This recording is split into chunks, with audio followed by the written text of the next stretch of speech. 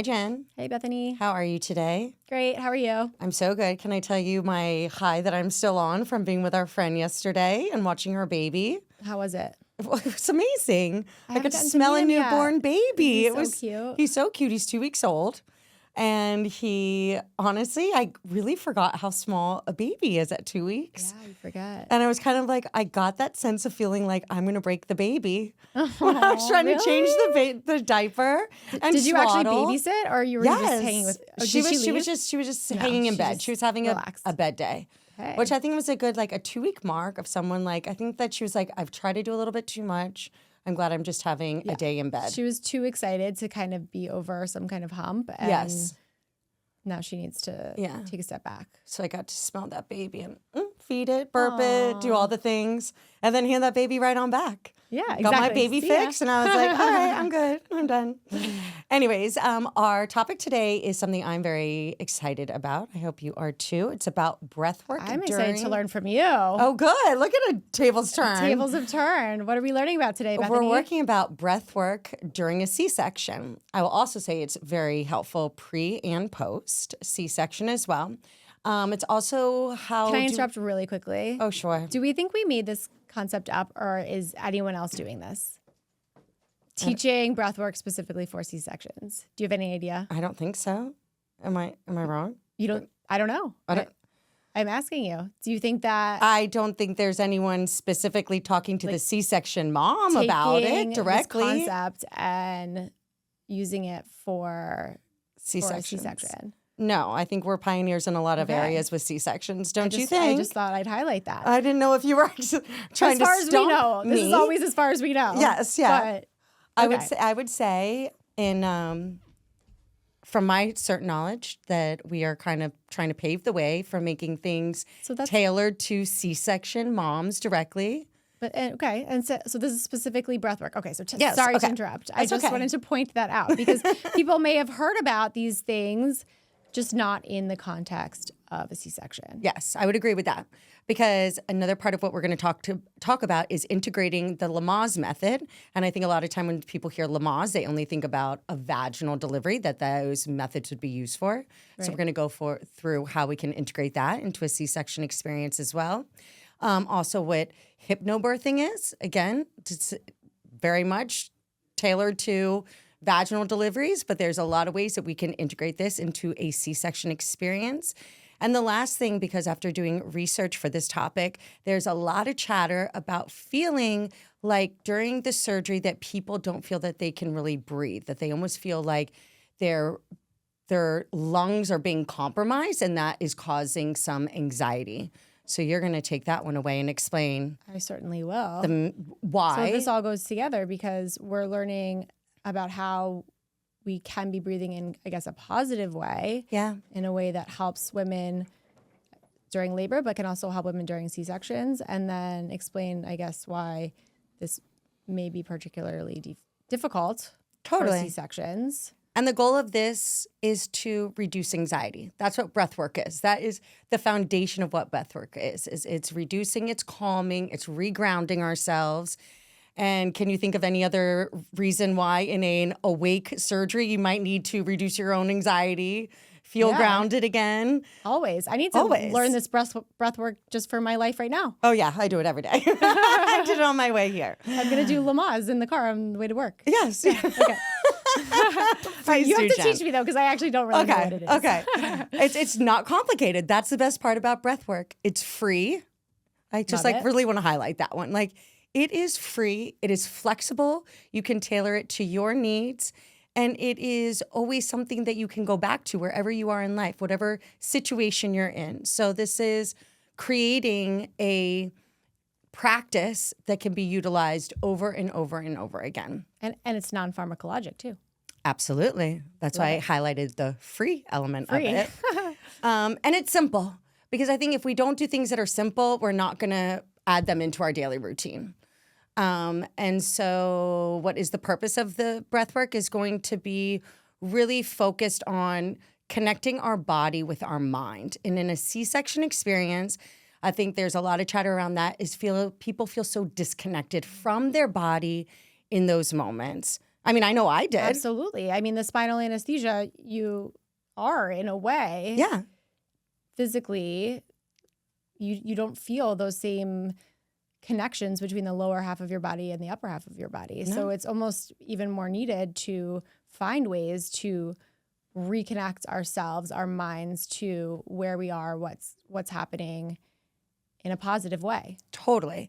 And this is where I love this too. This is something that your partner can help you with in pre-op when you're getting ready. I think that's when the anxiety really can start building. I know I experienced that. And like that reminder of like, touch is a good thing. Holding someone's hand is an amazing thing. But really looking somebody in the eyes and being like, just take, like right now, let's do it together, Jen. Okay. Let's take a deep breath together. Okay. I feel like we both have had a little bit of a Yeah, hectic day. a little A little kind of the norm. frazzled. So let's just go ahead and take a deep breath together and see how you feel after it. So just take a deep breath in, Jen. Let it go, girl. Like that in itself. Is that like the simplest reset you've ever done in your life? Yeah. Just have to remind myself to do it. Exactly. So that's for your partner. I love giving the partner an easy task. This is not something they have to like go to a birth class to utilize. They don't have to really learn it. What is the partner doing? Just telling you to take a deep breath? Take a deep breath. Is that Lamaze? Are we done? What? No. Okay. Just checking. We're getting there, Jen. Okay, We're getting okay. there. She's getting hyper. She's getting, you know what? Go ahead and take another deep breath. Okay. That's what I'm reminding you to calm yourself down. I'm back. Okay. So Lamaze is more rhythmic breathing, whereas like just us just taking a deep breath, that's like a little reset, right? But when you think about the Lamaze method, which we have to go through the history a little bit because I think it's so fascinating. Always. I love history. You know it. I know you do. And it's an interesting time that the Lamaze method came to light was in the 1950s. And as we know from your grandmother's stories, that was really a time when women had zero autonomy on what was happening to their body and decisions that were being made.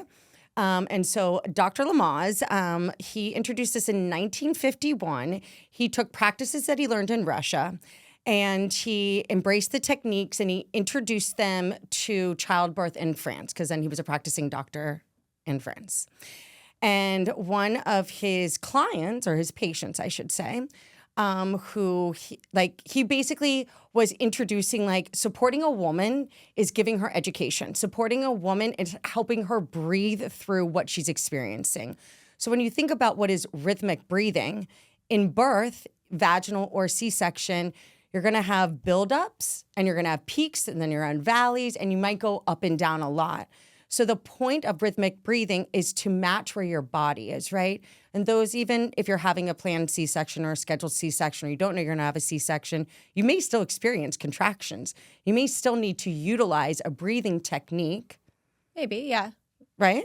What also, let's try to think of even more broadly, what about just kind of a peak in anxiety or a peak in a moment? Is this supposed to be timed with contractions? Is that the idea? No, I'm just saying if you had a scheduled C-section and you started experiencing contractions, like prodromal labor, right, or Braxton Hicks, something right, like that. You may start needing these breathing coping techniques to help calm you back, to reground yourself, because even more so, you'd be like, wait, no, I have a scheduled C-section. Like, am I supposed to be experiencing that? I mean, I know I felt that way when I started having contractions. I'm trying to think back how many weeks I was. With Sawyer, it was my second. I don't know, I think it was like 23 weeks or something because I had Souther with me for my NST and they're like, you're having contractions. And I was like, scare the crap out of you? Yes, 100% did. Well, first of all, I had my toddler in a stroller. I'd newly moved to Connecticut. I didn't have like my 911 person I was calling. They're like, he needs to come get picked up. I'm like, well, my sister's in the city. It's going to take about an hour. So 100% I started utilizing. So you're still getting medical care for the fact that you're having these contractions at 23 weeks with a prior C-section. Right. But you're using this to help yourself get through those moments as they help you 100% from a medical perspective to make sure you're okay. Yes. It was something that, again, because I had practiced this before, I went back to this practice of, okay, I'm going to take a couple deep breaths. I'm going to problem solve this. Everything's going to be okay. That just reinforcement that like with every deep breath I was taking, I was calming myself. And I like that sense of control. I like that you can take back control in that way. With taking a couple deep breaths, you can become back in control of your body and your mind. So can you explain the idea of it being rhythmic? What Okay, kind of so rhythmic would be that, and this is where where the Lamaze method was originally tailored, right, to a woman birthing vaginally. But what we're going to talk about is how we're going to shift that into a C-section, okay? So with contractions, right, obviously there's a build. But how I'm going to parallel this, you're waiting to go into your C-section, you're starting to feel that build of the process, the birth process you're about to go through. Then you get towards transition labor, right? Those contractions are coming more often, they're stronger. So maybe your breathing technique started off in a more calm, deep breath out, deep breath in, maybe every couple minutes. Then as these contractions are building and getting stronger, you may be breathing in a little bit shorter and a little quicker. You could do the hee-hee-hoo. Is that it? Or the moaning. A lot of women will start to moan. And so then you take this back into the C-section. Now you're in that surgery. Things in the room are starting maybe to move a little bit quicker. And your breathing rhythmically might then start matching what's going on around you, right? And that's where your partner can say, all right, just like take 5 breaths. Instead of maybe that one breath, now you need to take 5 deep breaths. Inhale, exhales. Everything's okay.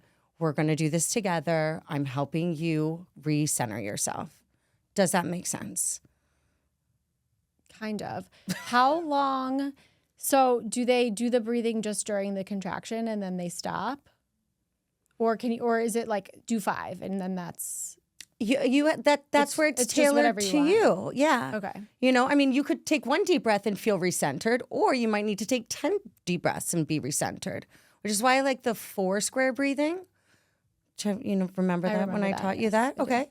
So that's counting in for 4, holding for 4, letting out for 4. And it's just, again, you're just creating your own pattern. It could be 3 breaths. It could be 6 breaths. Like that's where you're doing what feels best for you. And nobody can really tell you how many breaths you need to take to calm yourself. Okay. You're in charge of that. Now, does that make a little bit more sense? Yes. And can we use this for recovery too? 100%. Because that's when, for our C-section moms, usually when the pain really 100%. And that is, I'm really glad you asked that actually, because rhythmic breathing is also needed for coping. And when we are in recovery, we're coping with the pain. And we're having to find a way, again, to like calm our mind, connect our mind with our body. Even in post-op, you're still not feeling all of your body again. To some women, that is scary in itself to be like, I can't move my feet yet. I can't move my legs yet. I'm feeling a little bit claustrophobic. This would be a great thing to do to start that rhythmic breathing again. Breathe in calm, breathe out fear. Breathe in calm, breathe out fear. And saying something to yourself like that as you're doing it as well, I think is super helpful. I'm also imagining those the first times you start moving around. Yeah. And especially if you've experienced a lot of pain previously. And I just know if I were to do it again, I would be super nervous to get up for the first time and go to the bathroom or take that first lap around the room, whatever it is. So I could imagine using these techniques kind of as I'm preparing myself and maybe even as I'm taking those steps, as it's starting to kind of have that extra ache and being able to have that extra tool to get me through that pain. Totally. Shuffle, a couple steps, shuffling when you first get up. Maybe make it halfway to the bathroom. Pause, take 3 deep breaths, move a couple more steps. You can create your own pattern. Like it's all about creating your own pattern in some ways, you know? It was actually interesting when I was talking to our girlfriend yesterday. I was like, did you breathe a lot through your C-section? She's not like as holistic as I am at all. Even though I really tried. I'm like, did you hold the rose quartz? She's like, no, Bethany. But you know what? The tool was there. It was there for her to utilize if she needed it. She's like, but I will say I did start doing a lot of deep breathing during the surgery. And she was like, then her husband started mimicking her. And she's like, what are you doing? And he's like, well, I feel like if it's calming you, I should try it as well. And so and that's where you see, it doesn't have to be like a book taught technique. Her body just naturally, she's like, I just naturally felt like I needed to take a couple deep breaths. Her body was alerting her that she needed to make a change to decrease her anxiety in that situation. But I just love that her husband, JJ, just started doing it with her as well. So I would love to have seen that. You can help your partner too. Your partner can help you remember to do the deep breathing, and you can do the reverse. You can help your partner do the deep breathing as well. And it actually brings me to a side note of one of our listeners wrote into us that she's now 5 weeks postpartum. And something that she's really been sitting on is she wanted to know a lot about what was going on during the surgery, and it really freaked her husband out. And so, it's like, she was like, what could I have done in that situation? And I was like, well, this is interesting. You could have turned to him and said, take a couple deep breaths. It's okay. I need this information. It's helping me stay present in this moment. So it can go back and forth. You can help each other with a technique like this, right? It's the reminder. Absolutely. It's the simple reminder. I've definitely seen that. It's just reminding me of times I've seen the moms having surgery and comforting their partner. Of course. And I always have to giggle a little bit. Yeah. But it's nice. Like, that's a nice relationship when you realize that at certain parts of this experience, one of you maybe coping a little less well than the other and kind of being there for each other. It's very sweet to see. And we feed off of each other's energy. So that's the most important thing is like if your partner is feeling out of sorts, and that's why I was so glad she wrote in and said that, if they keep getting like more and more nervous, it's only going to trickle to you. It's not helping you. Right. It's not helping you. So true. You have to find a way to come together to be like, okay. And this is why these are early discussions that are so good. It doesn't matter if you're going to birth vaginally or via C-section, having that conversation with your partner to really find if we are in a moment that one of us is feeling very scared, very nervous, not knowing where to go, what to ask, how do we help each other through that moment? My advice, take a deep breath. And that's like the simplest thing that the both of you can help each other conquer in that moment. Kind of look at each other and remember that we had this technique that we are going to pull out at this moment right now. And that's why, again, I have to like say it in all bold, simple, simple, simple. Because a partner could be like, wait, what? It was the 3-7-8 breathing technique. What was that again? What was the 4-skirt breathing? No, just keep it simple with one deep breath. And so also to go along with deep breathing is hypnobirthing. Jen, do you know what hypnobirthing is? I don't know how to do it. I've heard of it. It's deep relaxation. Okay. And so again, like a lot of people, I think when they think about this, they think about like a bathtub and like a woman in a bathtub, like really like going inward and becoming like highly relaxed with like her own thoughts or visualizing something really calming. But again, well, that last piece, you don't need to be in a bathtub to visualize something calming. No, not at all. Not at all. But I'm just saying, like, I think that when people think of these concepts, they go... You could only use it in this one scenario. Correct. And I think to go back to your initial question, is anyone actually talking about this to the C-section mom? So I would say, I don't know if I've ever... Well, we just talked about it the other day with someone who had said she had prepared for a vaginal birth with hypnobirthing, and she ended up using it during her C-section and also during her life. These are kind of life skills. These are life skills. These are parenthood skills, actually. I really just want to put that out there. And so the thing that, all of these things, reducing anxiety and fear, there's scientific evidence that supports all of this, which I know you love to hear as well. So these are not just like made of that's why I love them. Like concepts. Like, I don't care if it's foo-foo. If it lowers anxiety, it's going to make you physically better. Right. If it's going to decrease pain, if it's going to give you that opportunity to have increased confidence in yourself, that in itself is going to reduce your anxiety once you feel confident in yourself.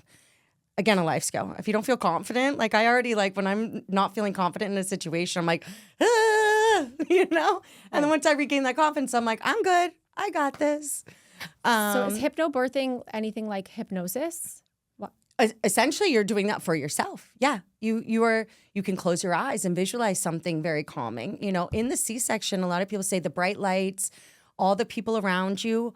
Close your eyes. Here's how we're adding hypnobirthing into a C-section experience. Close your eyes. Visualize something very calming in your life, whether that's nature, I'm always going to say nature, or if that's your other human that you've already birthed. I mean, that in itself can be like, I've done this before. I am confident in myself. And so that's what hypnobirthing is really doing, is it's regrounding yourself without, but you can integrate the breathing technique as well, but more mental. More mental imagery. Correct. And then also some breath work. Yeah. Are there any other kind of pillars of hypnobirthing? Well, the positive affirmations. Okay. Which I think is always a good thing to have for yourself, right? Like, I can do this. I got this. Always putting I in front of it so that you are directly speaking to yourself. You can also look over to your husband and say, we are doing this. We are okay. Integrating them into this experience as well is also very important. But you don't have to do that. If you want to have a self-affirmation and close your eyes and visualize something, that in itself would calm you in a pretty significant way. This is reminding me the whole, I never know how to say this exactly. The idea of a natural birth, which I hate the term. Yeah, me too. But there's a lot of talk about believing in yourself, believing in your body, visualizing your goal of that whatever, unmedicated vaginal birth.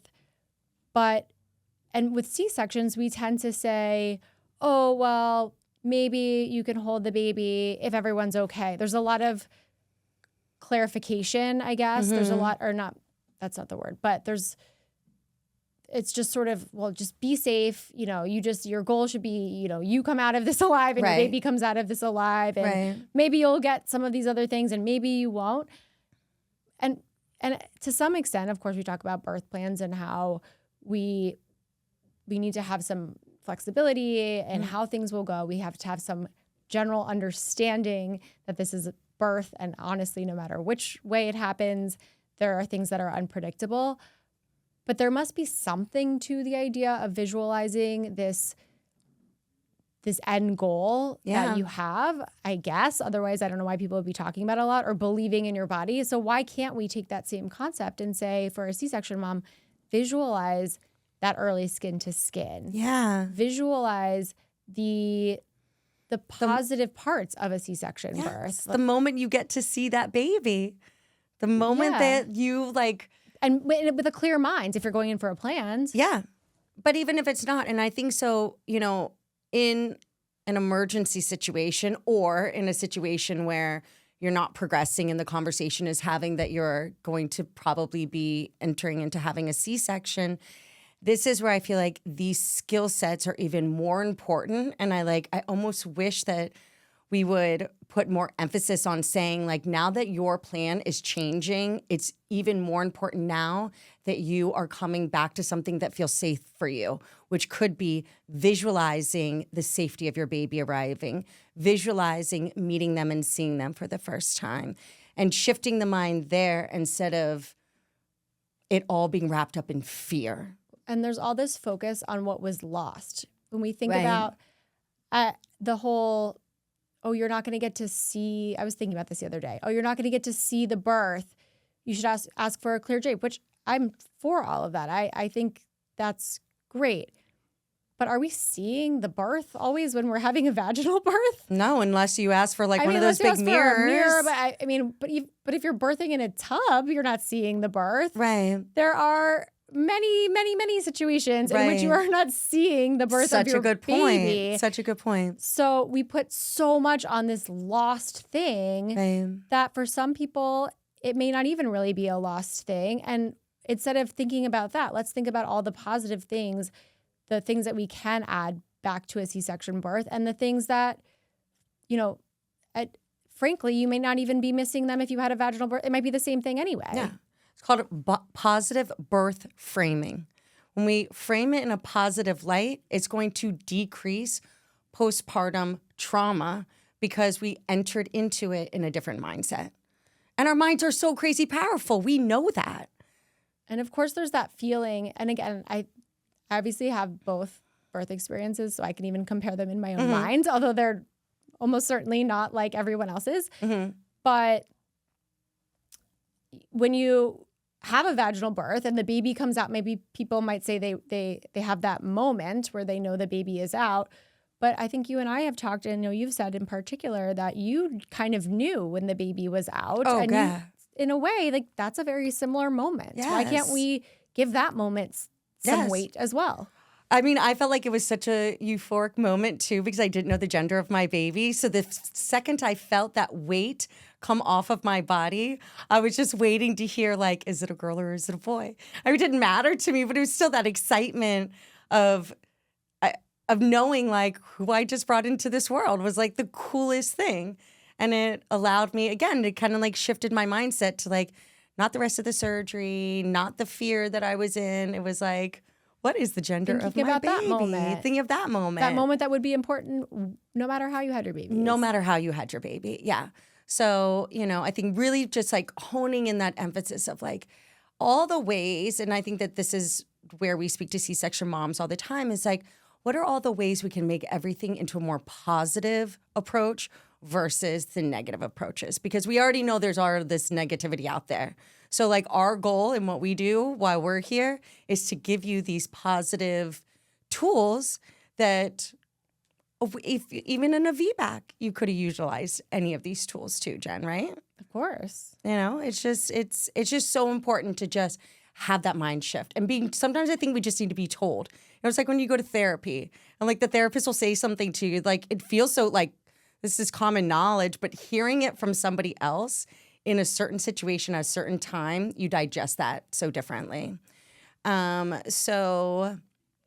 right, another thing that when I was looking through my research of what people were saying, we're going to get into feeling anxiety of not feeling like they could take deep breaths. So like, how am I doing breath work if I'm feeling like I can't really breathe, right? I mean, that's kind of like, we should probably approach Very good question. aspect of it. And something she said is, so she started feeling herself getting very anxious, that like she couldn't really take a good inhale and exhale. And the anesthesiologist showed her O2 stat, which is shown in a percentage, right? And she was like, oh my gosh, I saw it was 98%. And I was like, I'm okay. I'm starting at 98%. I have oxygen flowing through my body. But I thought, again, there's a visual. There's a visual that brought her back to feeling grounded. And like, yes, I know the sensation of what I'm feeling right now is not maybe that I can take a really good inhale, exhale, but I know medically that this percentage is in a safe range and she could move on from it. That's great that it worked for her. I always tell people that. I don't know if it always makes them feel so much better. Yeah. But do you want me to I want you to talk us through, that? yes, let's talk why people may Okay. experience that. Do you want the long or short version? Let me think. So Let's do the Cliff Note version with so details. what people are usually talking about when they say that they have this feeling, they were told that everything is okay, but they still felt like they couldn't take a really deep breath. I always feel like I need to clarify that there are things that can cause shortness of breath that are more dangerous. So obviously you always share if you're feeling that way. But as far as why this does happen fairly commonly during C-sections, it has to do with the anesthesia. Right. So after you get your spinal, we've talked about this before, how you can have the blood pressure drop. If the blood pressure has dropped very low, sometimes that can cause that feeling of shortness of breath. That's more of, this is a medical cause for feeling that way. That's something that we can correct quickly. So the first thing I do if someone tells me that they feel short of breath is I'm going to look at those vital signs. Right. So yes, I'm going to look at the oxygen and I'm going to look at the blood pressure. It's very rare for the cause of the shortness of breath to be something that is actually because your respiratory system is compromised. And then we would most likely see that with the change in the oxygen saturation. Right. As far as the spinal anesthesia, the main reason is that we want to get the level of the spinal anesthesia up to the level of T4, so up into your thoracic spine, which is like at the level of your nipple line. And that's so that we can make sure that we cover the whole belly and so that you don't have any pain during your surgery. As it gets a little bit higher, we also start getting some partial numbing of the accessory muscles of respiration. So those intercostal muscles, the muscles between your ribs, there's some loss of that proprioception. I've talked about before the different types of nerves and how things are blocked sooner rather than later. There's the proprioception nerves, the sensory, the motor nerves, the pain nerves. They're all kind of slightly different. So that proprioception, that feeling of movement in space, can get lost a little bit. So you're not actually feeling your chest rise and fall normally like you would if you didn't have this little bit of numbing. And the higher your level is, the more of those nerves are going to get numb. I obviously want to make sure that the level is not so high that it is actually affecting your breathing. It would have to be all the way up to your cervical spine, so into your neck, to really cause that kind of problem. And the way that I test that is I ask to squeeze the mom's hand. So that is my immediate indicator of whether or not we're getting up into that cervical spine level. So if mom can squeeze my hand tightly and still has that strong grip, the nerves that are responsible for that are from the lower cervical spine. So for sure, if you can still squeeze a hand, you can still breathe like 100% of the time. So if you start to lose some weakness in your hand grip, depending on when this is happening, if I actually feel like the level is getting too high, we can do things like raise the bed to make sure that the level doesn't go any higher. But that's giving me a real indicator for whether or not your breathing is actually affected. And assuming that I don't think the level is too high, this is just more of one of those things where you just kind of have to reassure that the vital signs are all normal. This is kind of a subjective sensation that we see sometimes. I sometimes will give a little bit of supplemental oxygen. At some places they give it no matter what, and I don't unless they really need it, which is rare. Or in a situation like this, sometimes just the flow of oxygen kind of helps people feel more comfortable. So I'll do something like that. Totally.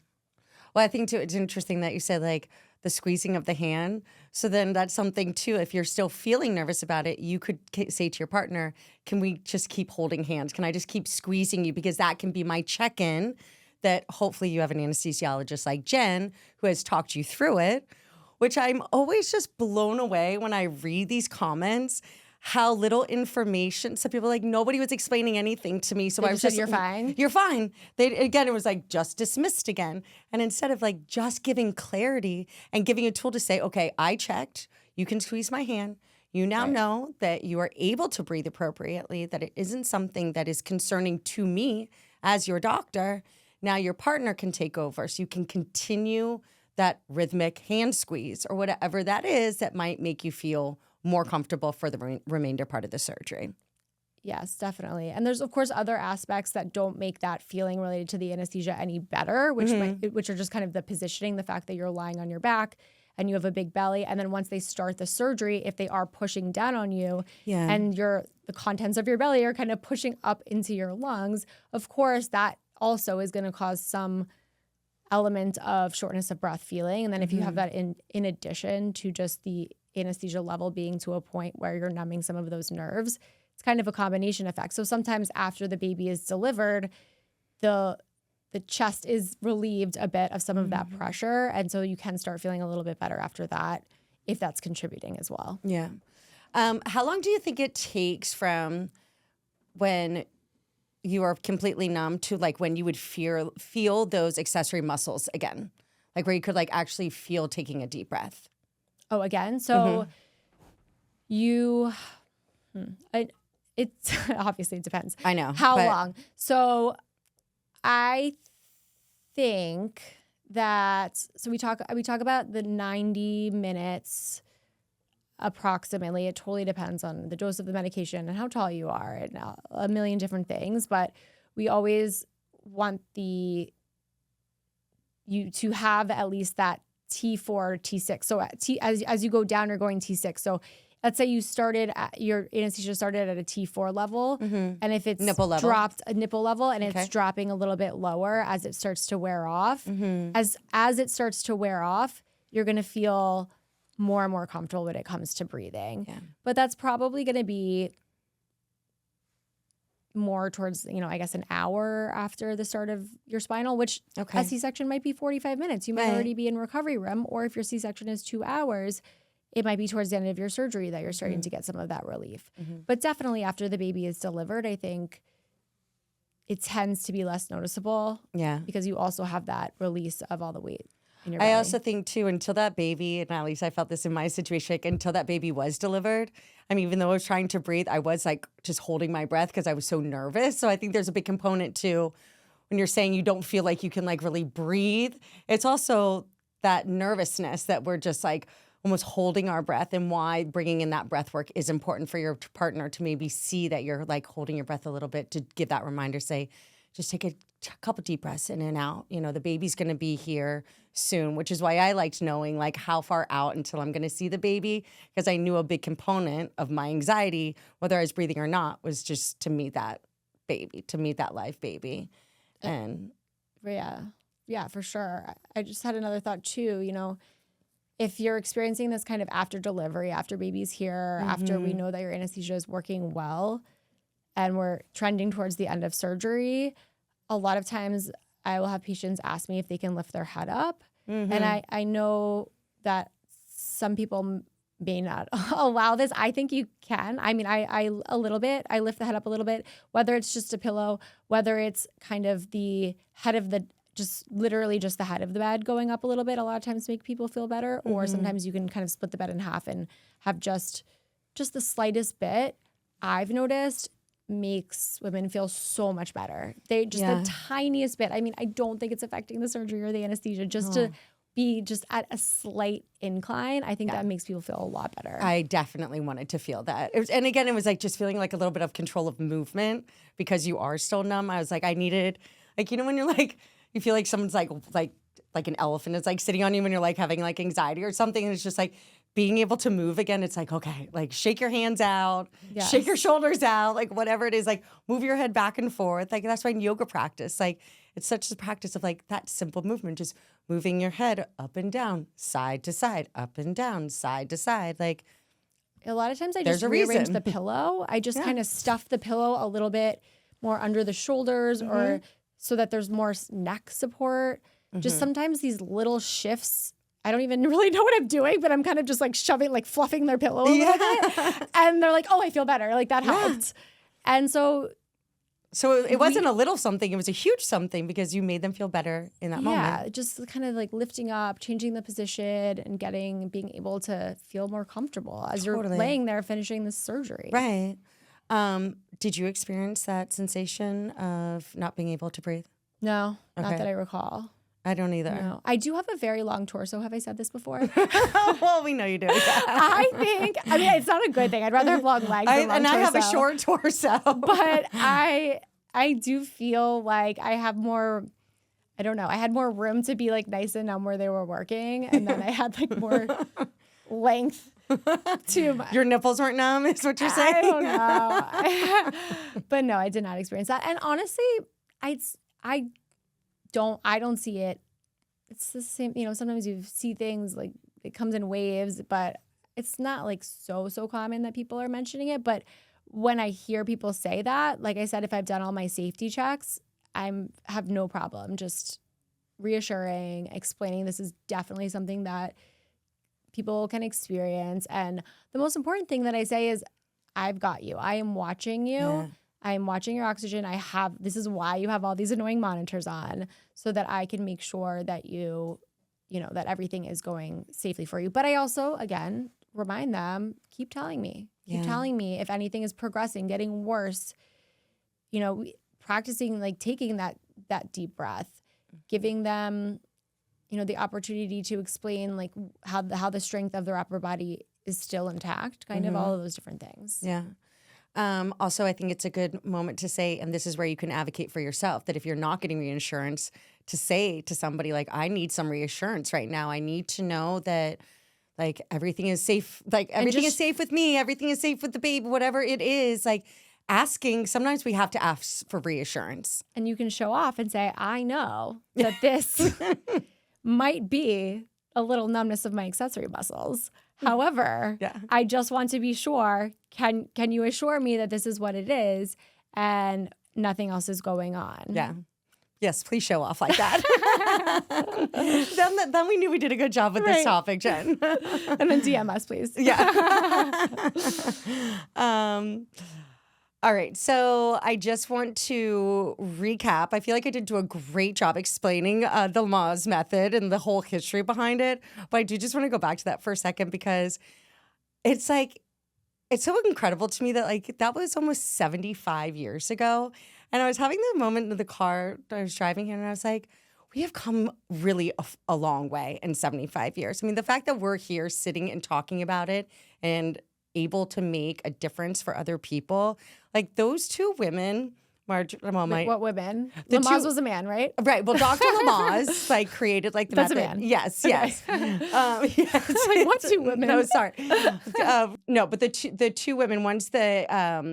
Once word of mouth spread to the United States, They brought it to the U.S. Yes. Women brought it to the U.S. Correct. Okay. The woman who wrote the book, thank you, Dr. Lamaze, because she appreciated the way he supported her completely. And in the 1950s, that was not standard practice.